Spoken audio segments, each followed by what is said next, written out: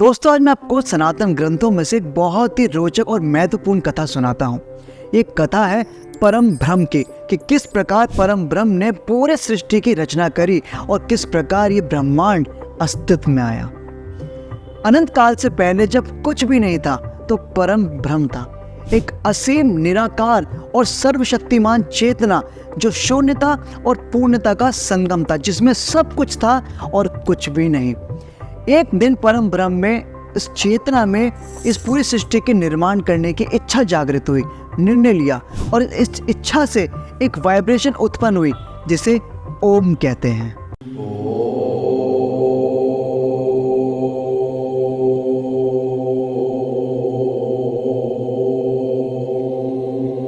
ओम एक ऐसी वाइब्रेशन जिसमें इस पूरी सृष्टि की एनर्जी, कॉन्शियसनेस है।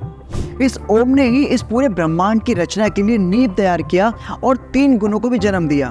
पहला सतोगुण मीन्स प्रिजर्वेशन, दूसरा रजोगुण मीन्स एक्शन और तीसरा है तमोगुण डिनोट्स डिस्ट्रक्शन। इन तीनों ही गुणों ने 3 रूप भी धारण किए, ब्रह्मा, विष्णु एंड महेश।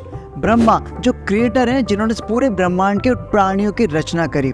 विष्णु जो केयर टेकर हैं, जिस पूरे ब्रह्मांड की व्यवस्थाओं को मैनेज करते हैं। और तीसरे महेश जो समय समय पर डिस्ट्रक्शन करते हैं ब्रह्मांडों का, ताकि नए नए ब्रह्मांड उत्पन्न किए जा सकें।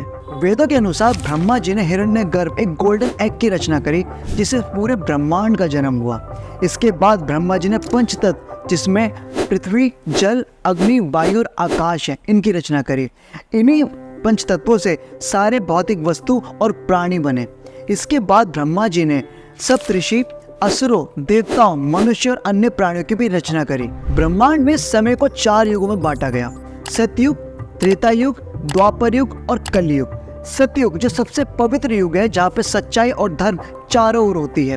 त्रेता युग में धर्म थोड़ा कम हो जाता है, जबकि द्वापर युग में धर्म और अधर्म समान रूप से बैलेंस रहता है। पर बात करें कलयुग की, यहाँ पे अधर्म का झंडा हमेशा ऊंचा रहेगा और धर्म का नाश होता रहेगा। जब भी अधर्म बढ़ता है और धर्म को रक्षा की जरूरत होती है तो विष्णु जी विभिन्न अवतारों में प्रकट होते हैं।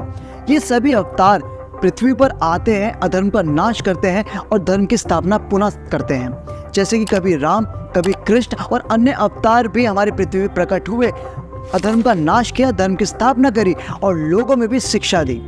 इसी प्रकार से भगवान महेश भी समय समय पर ब्रह्मांडों के संहार करते रहते हैं, डिस्ट्रक्शन करते हैं। ये डिस्ट्रक्शन अंत नहीं होता है, ये एक प्रकार की नई रचना के लिए जगह बनाने का कार्य होता है और भगवान महेश का ही तांडव रूप इसी विनाश को दर्शाता भी है। तो दोस्तों, ये थी परब्रह्म से पूरी सृष्टि की रचना की कथा, जो कि दिव्य इच्छा और ब्रह्मांडीय सिद्धांतों पर मैनेज होती है। ये कथा आपको कैसे लगी कमेंट में ज़रूर बताइएगा। और अभी तो न जाने कितनी सारी कथाएं और कहानियां जो ग्रंथों में लिखी आप तक आने वाली हैं, इसलिए इस चैनल को सब्सक्राइब कर लेना अगर पहली बार आए हो, और बेल आइकन को ज़रूर दबा देना, लाइक कर देना और अपने दोस्तों से, रिश्तेदारों से शेयर ज़रूर करना।